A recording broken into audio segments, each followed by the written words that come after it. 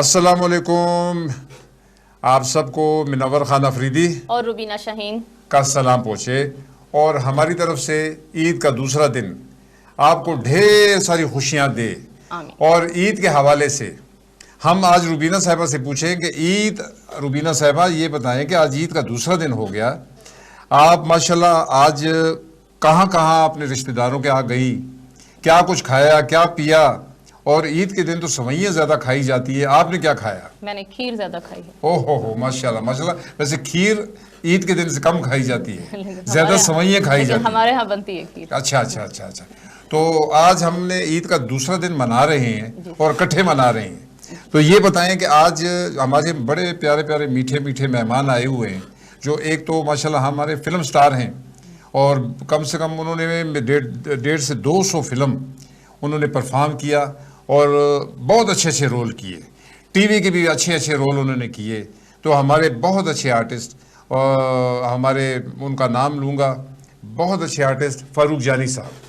बहुत शुक्रिया जनाब मुनव्वर खान अफरीदी साहब, आपका बहुत बहुत शुक्रिया। अल्लाह आपको खुश रखे जी। आप ईद के हवाले से ईद के दिन हम स्पेशल टाइम निकाल के आए हैं, तो आपको ईद मुबारक हो। आपको भी बहुत बहुत मुबारक हो और अहले इस्लाम के जितने मेरे दोस्त अहबाब सबको हम सब की तरफ से, रोज़ चैनल की तरफ से बहुत बहुत दिली ईद मुबारक हो। और हमारे दूसरे मेहमान डॉक्टर शाहीन साहिबा है, जो बहुत अच्छी आर्टिस्ट भी हैं, बहुत अच्छी सिंगर भी हैं और रेडियो की बड़ी कमाल इनके, बल्कि कितने सीरीज़ चल रहे हैं। तो इस वजह से इनको हमने आज दावत दी कि ईद का दिन आज हमारे साथ गुजारें। तो डॉक्टर शाहीन साहिबा, आपको भी ईद मुबारक हो। खैर मुबारक, आपको भी बहुत बहुत ईद मुबारक हो और जो लोग मुझे देख रहे हैं उन सबको मेरी तरफ से बहुत बहुत ईद खैर मुबारक, खैर मुबारक। हमारे एक और मेहमान हैं जो बड़े मजे हुए माशाल्लाह, टीवी के खासकर PTV के बेताशा प्ले की उन्होंने, प्राइवेट प्रोडक्शन भी की, बाकी भी बेताशा काम किया। तो आपकी तालियों में हमारे अमानत मिर्ज़ा साहब, जनाब अमानत मिर्ज़ा साहब, आपको भी ईद मुबारक।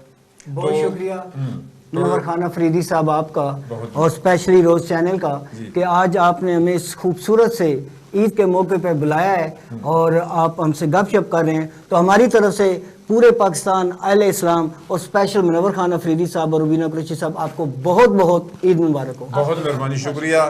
दरअसल हमारा रोज़ चैनल एक रोज़ फूल की तरह है कि जिस तरह वो फूल है इसी तरह फूल इकट्ठे किए हुए हैं। तो ईद के हवाले से हम जनाब सबसे पहले फारूक जानी साहब से पूछेंगे।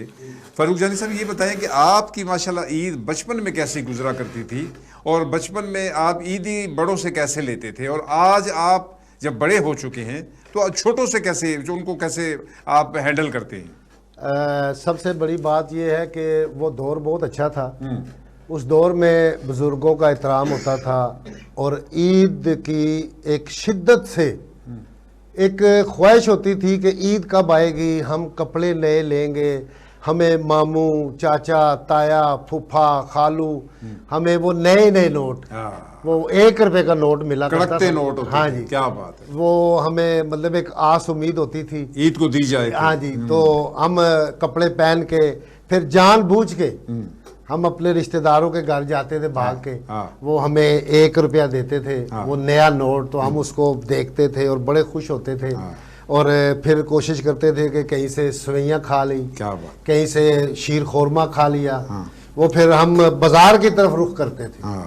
वो फिर बाजार में जाना, ये कोई मतलब चीज़ें खरीदनी, कोई कहीं से चाट खानी, तो बड़े हैप्पी होते थे। क्या बात है। मगर अब वो खुशियाँ, वो अपनाइयत, वो अपनापन बहुत कम हो गया। अच्छा, एक आपने वो जो कहा ना कड़कते नोट मिलते थे और ये वो सारे, अच्छा जब मैं भी छोटा था तो जब मुझे कड़कते नोट मिलते थे तो मैं कोशिश करता था उसको छुपा के रखता था कि कहीं ये निकल ना जाए, कहीं खर्च ना हो जाए। तो उस लिहाज से मैं कोशिश करता था कि बड़े भाई को कहता था चल भाई तू कुछ खिला, या और किसी को, वो अपने नोट छुपा के रखते थे। तो ये अक्सर होता था, हमारी नादानी होती थी बचपना, और वो ही मजा था। वो जिंदगी बड़ी अच्छी थी। वो दौर जो था वो सच्चाई का था।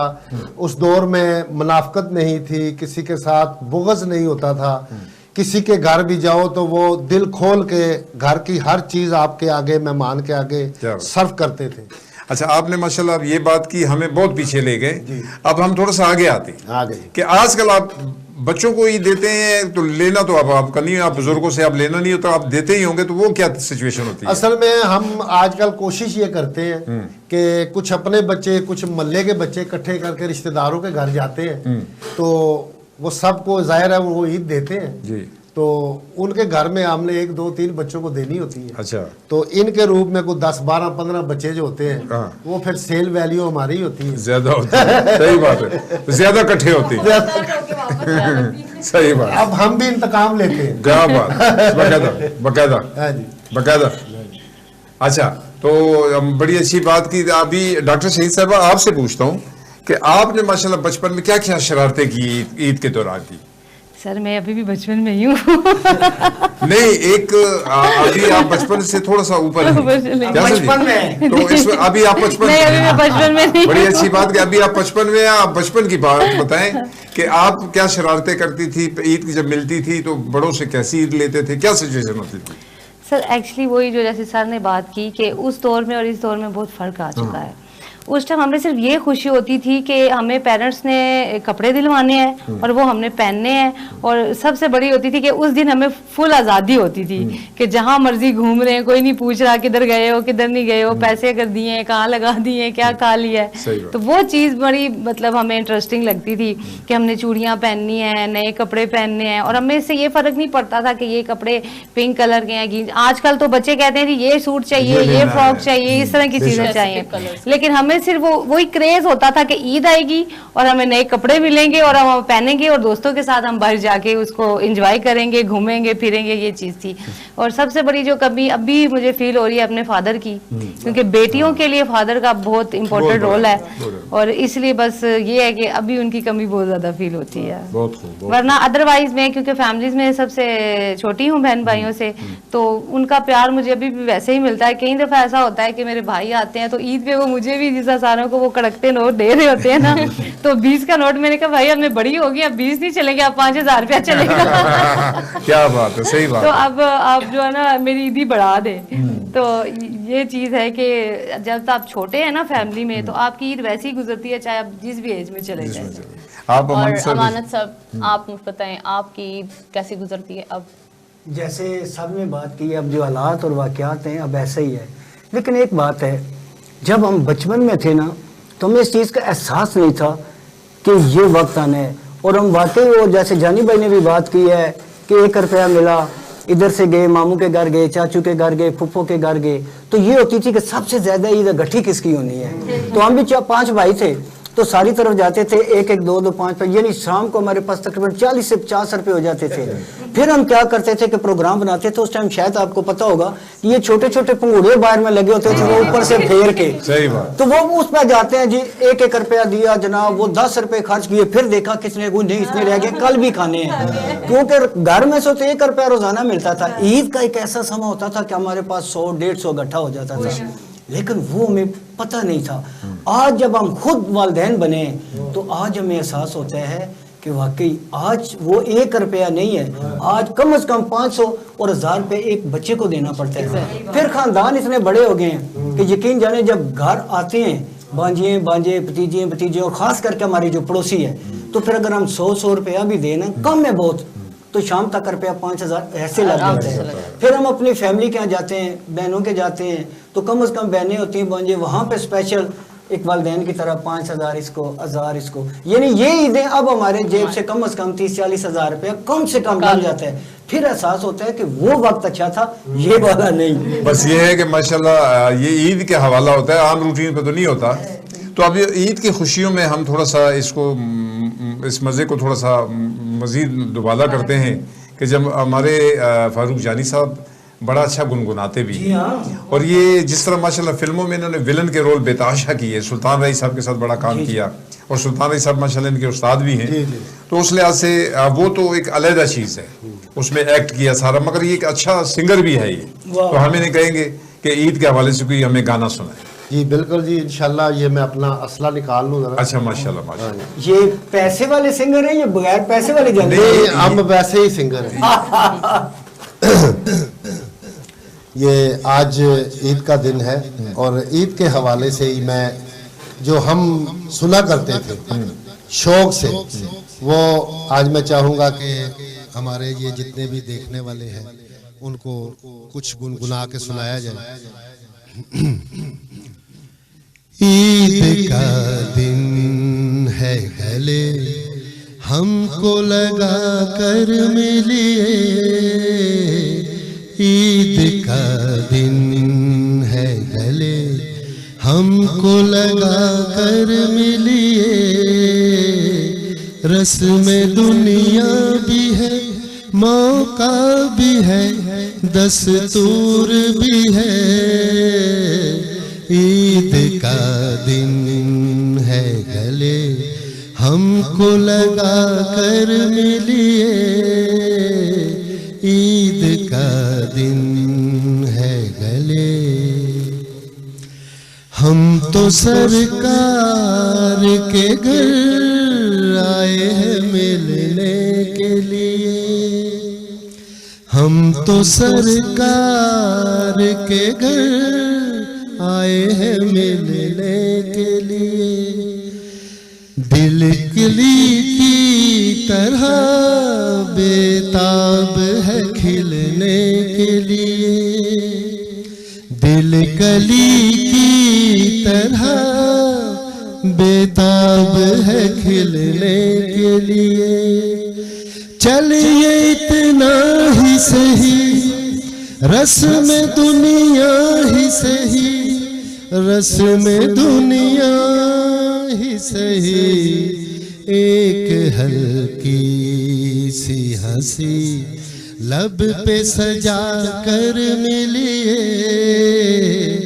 एक हल्की सी हंसी लब पे सजा कर मिलिए, रस्म दुनिया भी है मौका भी है दस्तूर भी है, ईद का दिन है गले हमको लगा कर मिलिए, ईद का दिन है गले।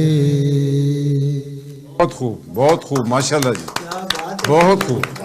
आपने तो माशाल्लाह मेहदी हसन साहब को इतना जबरदस्त गुनगुनाया और ईद के हवाले से जी मजा आ गया, मजा आ गया। असल में बात ये है मुनव्वर अफरीदी साहब कि मैंने रावलपिंडी में स्टार्ट लिया शोबिस की दुनिया में, जी जी, तो माशाल्लाह अल्हम्दुलिल्लाह के मैंने यहाँ पे बड़ा काम किया, स्टेज किए, फिर पीटीवी के अनगिनत सीरियल सीरीज वो भी किए, और उसके बाद जब मैं लाहौर गया तो लाहौर में फिर अल्लाह पाक का लाख लाख शुक्र है कि मैंने 300+ मूवी माशाल्लाह, जिसमें उर्दू है, पश्तो है, अच्छा, पंजाबी है, अच्छा अच्छा, खुशबू मारते हैं। एक बात और है कालू, वो सियाने कहते हैं ना कि हुस्न जब परेशान होता है तो और हसीन हो जाता है, अंदर वही हाल है तेरे मुन्ने का। भाग लगे रहन, मौजा होतियां रहन, हुस्न वधदे रहन। उसके बाद लाहौर में स्टेज, क्या बात, कमर्शियल है, मेरे अल्लाह का शुक्र है, जियो पे मेरा एक कमर्शियल चलता था CD 70 हुंडा का, मैं तो हुंडा ही लैसा। अच्छा अच्छा अच्छा, तो उसके बाद असल में मैं मेहदी हसन साहब का शुरू से फैन है। बहुत फैन, और मैं कहता हूँ कि दिल की अथाह गहराइयों से पुरस्कार। क्या बात है, बहुत खूब। तो एक दफा आप जैसे दोस्त, अमानत भाई जैसे दोस्त से मैंने रिक्वेस्ट की कि मैंने कहा यार वो मेहदी हसन साहब इधर होते हैं तो मुझे कभी लेके चलो। जी जी, वो मुझे ले गए, तो वहां पे गए, वो एक लकड़ी का घर पुराने दौर का, अच्छा अच्छा अच्छा, तो वहां पे हम जब बैठे तो उन्होंने कहा कि खान साहब ये बच्चा जो है ये आपको बहुत लाइक करता है, तो ये आपके गाने भी गुनगुनाता है। तो मुझे कहते हैं अबे भाई क्या गाओगे, मुझे ज़रा गा के सुनाओ। तो मैंने फिर उन्हीं का गाना गाया। तो कहते हैं यार बड़ी बात है भाई, क्या गाने आपके, आप ऐसा करो ये एक्टिंग वैक्टिंग छोड़ दो, तो इस तरफ आ जाओ। बहुत खूब। तो बस वो उस वक्त एक्टिंग का भूत सवार था। तो अल्हम्दुलिल्लाह मैंने लाहौर में बड़ा काम किया, बड़े बड़े सीनियर हमारे मेरे उस्ताद मोहतरम मरहूम जिनका गिन्स ऑफ वर्ल्ड बुक में नाम सुल्तान रही साहब, आगा तालिश साहब यूनिवर्सिटी, जी उनके साथ काम किया। और बड़े बड़े नाम हैं, इज़हार काजी साहब मरहूम हैं, लाला सदीर साहब हैं जिनमें, और बहुत बड़ी बड़ी हस्तियां थी, सावन साहब थे, बहुत बढ़िया, हाँ जी, इजाज साहब, हीर रांझा वाले, तो वहीद बरात साहब थे, शाहिद साहब, नदीम साहब, जी ये इनके साथ मतलब कोई आर्टिस्ट नहीं है जिनके साथ आपने परफॉर्म ना किया। मैं अल्हम्दुलिल्लाह के ये गॉड गिफ्ट है, बहुत खूब, ये मुझ पे अल्लाह का करम है। और आपके साथ भी मैंने पिंडी में बड़ा अच्छा काम किया, आपके लिखे हुए, और असल में स्टार्ट जो मेरा शौक था ना, वो हमारे बड़े सीनियर, बड़े काबिल एहतराम सैयद मुख्तार नकवी साहब, माशाल्लाह जी, वो एक्टर थे उस वक्त एज ए हीरो, बड़े टीवी के उन्होंने ड्रामे किए, अंगार वादी में भी उन्होंने बड़ा अच्छा रोल के साथ हीरो। जी। तो मैं उनको कहता होता था कि मुझे शौक है, तो वो मुझे फिर ले गए, वो लेके गए इजाज शेख साहब, अच्छा माशाल्लाह, जो यहाँ पे जी बड़े सीनियर राइटर, डायरेक्टर, प्रोड्यूसर, बड़ा नाम था एक, जी। तो इजाज शेख साहब को उन्होंने कहा कि ये भाई है, दोस्त है, तो इसको कोई एंट्री करवा दो, जी।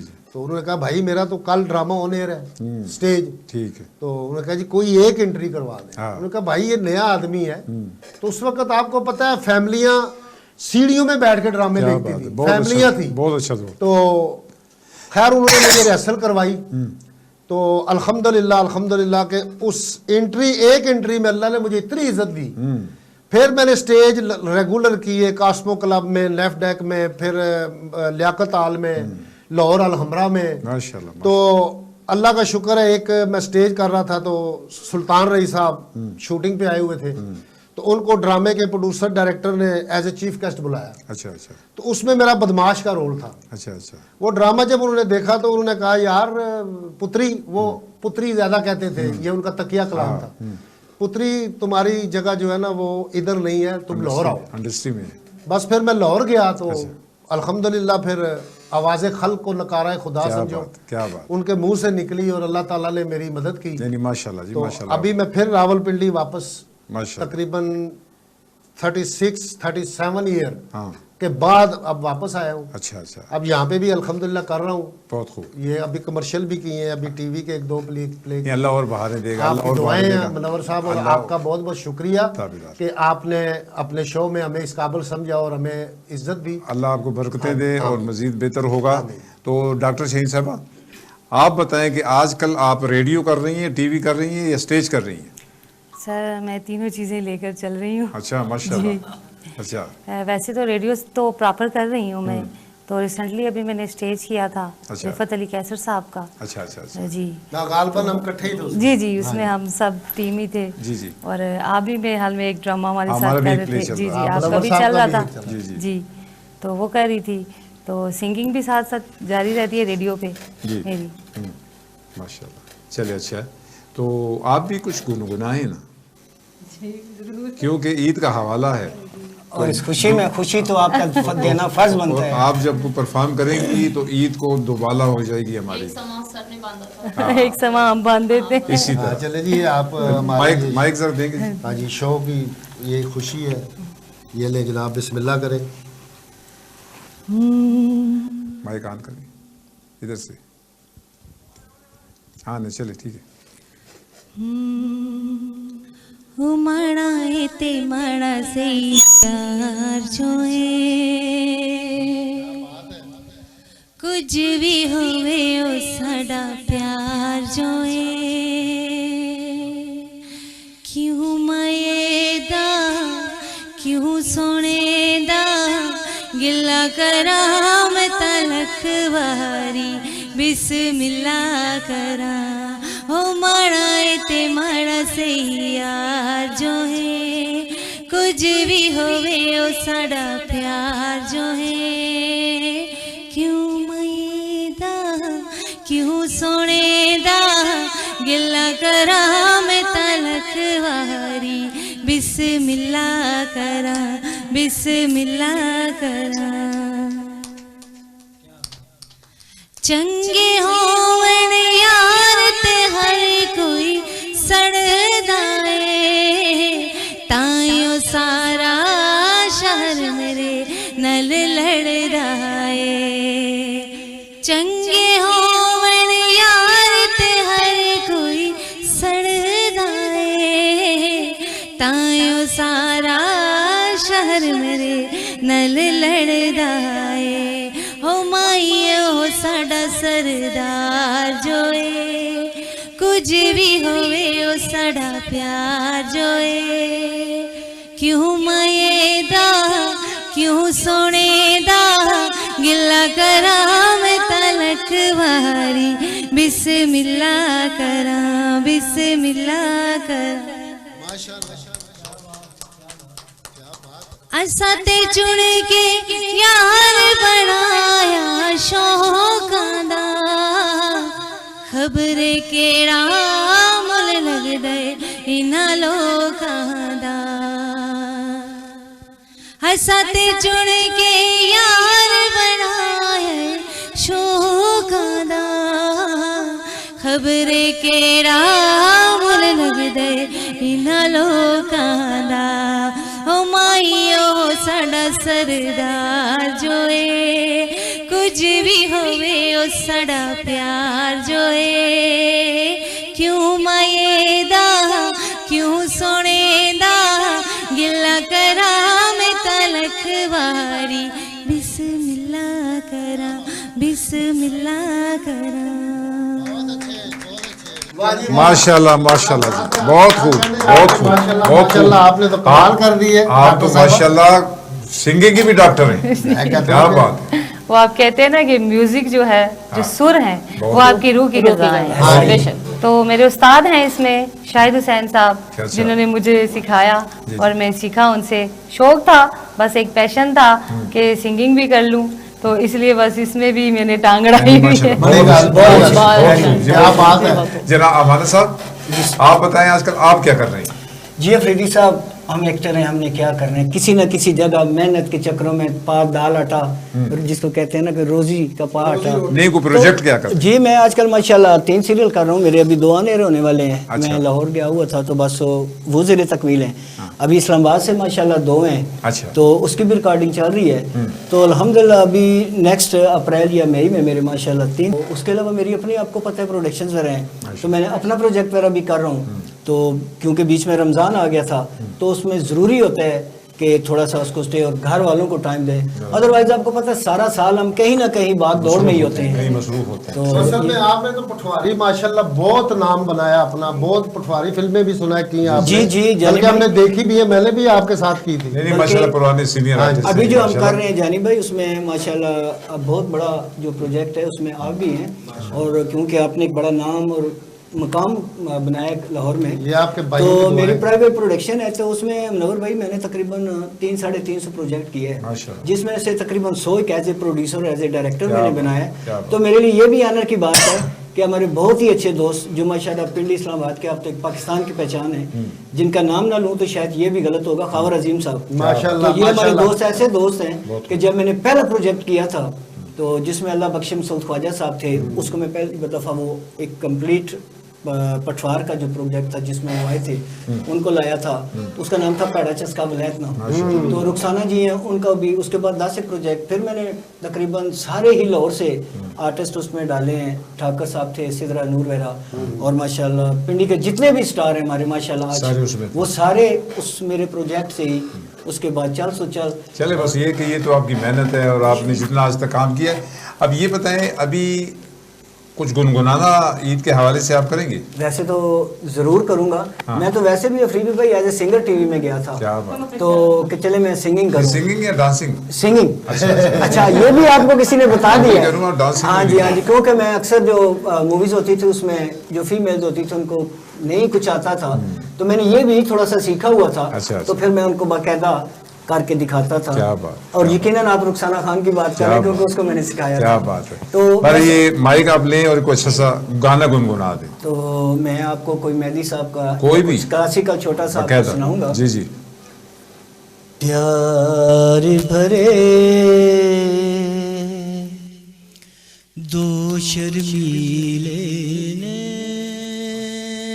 कोई जाने ना क्यों मुझसे शर्माए, ऐसे मुझे तड़पाए, जिनसे मिला मेरे दिल को चैन कोई जाने ना क्यों मुझसे शर्माए, ऐसे मुझे तड़पाए। डर है मुझे तुझसे बिछड़ ना जाऊं, खो के तुझे मिलने की राह न पाऊं, ऐसा न हो जब भी तेरा नाम लबों पर लाऊं, मैं आंसू बन जाऊं, प्यार भरे दो शर्मीले ने। बहुत खूब जी, बहुत खूब, बहुत खूब। अच्छा, प्रोग्राम हम वाइंड अप की तरफ जा रहे हैं। जी जी आप छोटा सा एक मैसेज, शार्ट सा, जी जी कि जो इस हमारे शोबिस के शौकीन लोग हैं, जी, जी। जो अभी आने वाले आने हैं, वाले। आप क्या कहते हैं, उनको क्या मैसेज देते हैं? मैं आने वाले को तो यही मैसेज दूंगा कि भाई अगर आपने इस फील्ड में काम करना है, शोबिज में काम करना है, तो खुदारा अपने सीनियर का अदब करना सीखो, इस काम को इबादत करके, इबादत समझ के करो।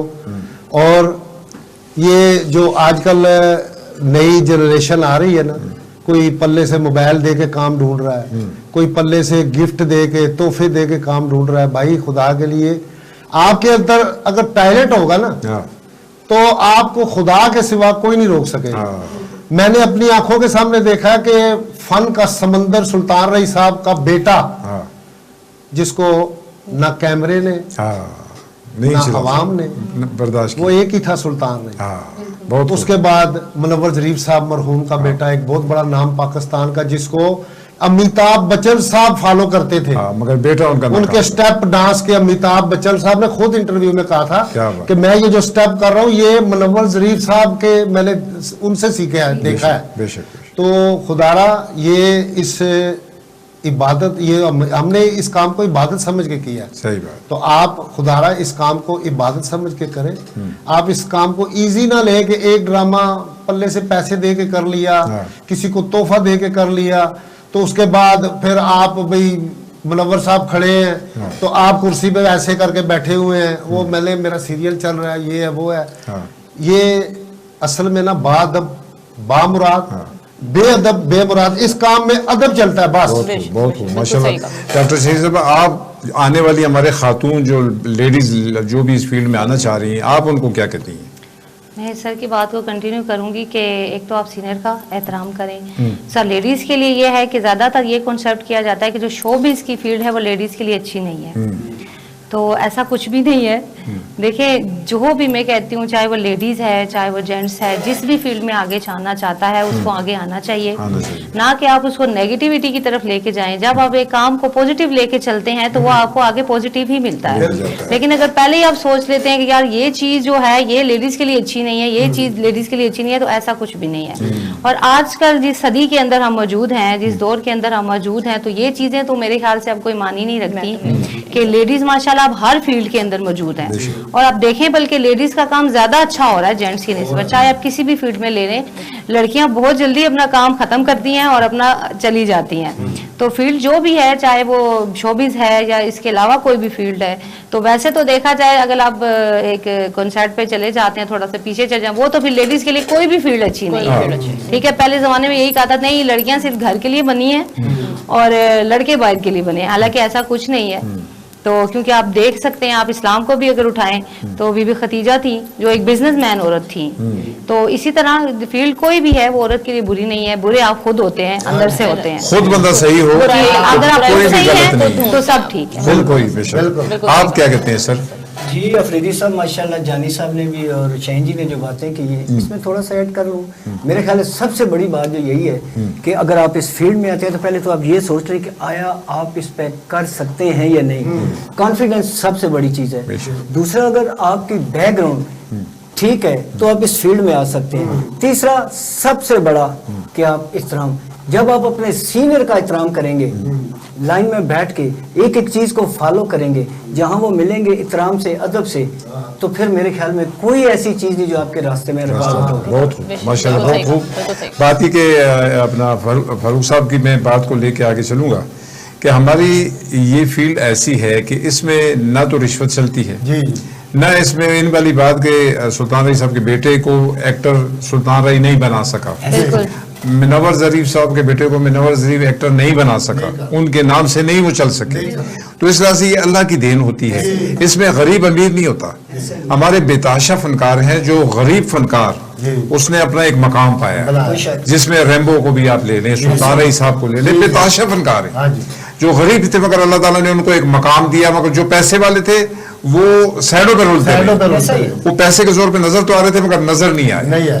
तो इस वजह से प्रोग्राम को हम इख्तिताम पे लेके जाते हैं। बहुत मेहरबानी आप लोगों की कि आपने हमारी ईद के दूसरे दिन को बाकायदा एक रौनक बख्शी।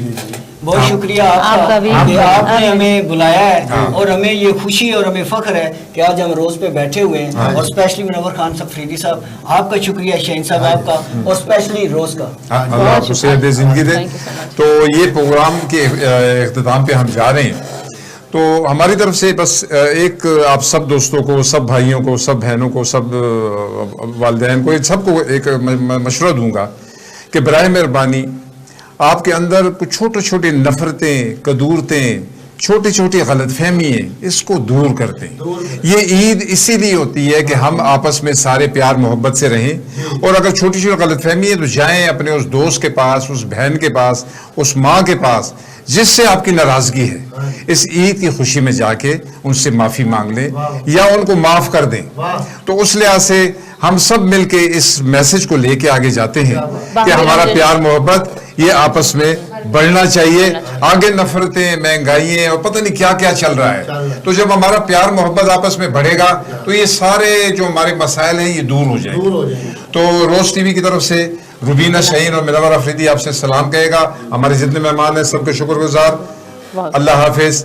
ईद का कल फिर इंशाअल्लाह आपके सामने। शुक्रिया।